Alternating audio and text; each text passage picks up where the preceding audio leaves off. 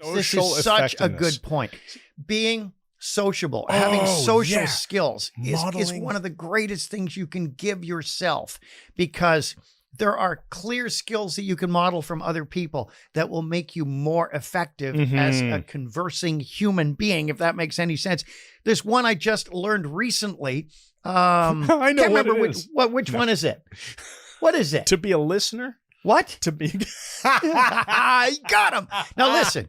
So I'll give you this example. Oh. One of the best social skills you can learn is the importance of primacy. When people initially meet you, the very first thing you present to them will set the tone for the entire relationship, not just for that day. And we were over at Paul's a couple of weeks ago, met a couple of neighbors of his that he wanted us to meet. They got this Italian Corso dog, this beautiful dog, and great couple. And I planned on this. And the moment he came through the door, I was standing elevated in the living room, met this guy, Dave. And as soon as he looked at me, I gave him a big smile.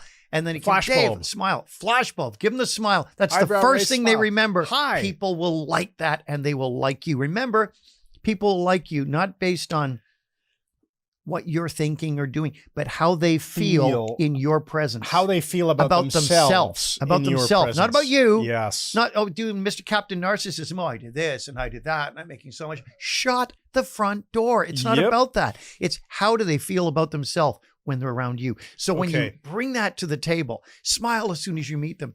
Ask them questions about themselves, because people love to hear about themselves. I mean, that's pretty Dale Carnegie right there. Yeah. Okay. So I'm going to give you one little nuance on this same idea and hear what you think. Yeah. So the first impression is what we just described when you're first meeting someone. What about when you're first interacting with someone you already know? I'm going to propose to you this idea that if you give someone proper attention when they walk into the room, let's say you're reading a book and someone comes in and wants to talk to you and you seem very busy and caught up in your book, what's the impression you're giving? That you're not fully interested in them.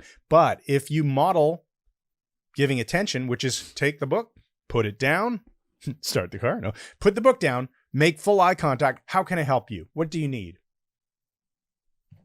And Mike's pretending to be not interested whatsoever. That was hilarious. You're well exactly right. You're exactly right. And but let's get to this point. The cell phone is the perfect example. Yeah, of that. You're on your phone. I put my phone down, face down. It's something I've had to learn. So if your best friend or your spouse or your kid or business partner or colleague or whatever comes to talk to you and you're on your phone or you're typing an email and you're sort of hands up. Oh, hold on, hang on. That's horrible. Horrible. So instead, if it's really important, obviously, yes, you might say, hey, can you give me just 5 seconds to finish the sentence? No problem.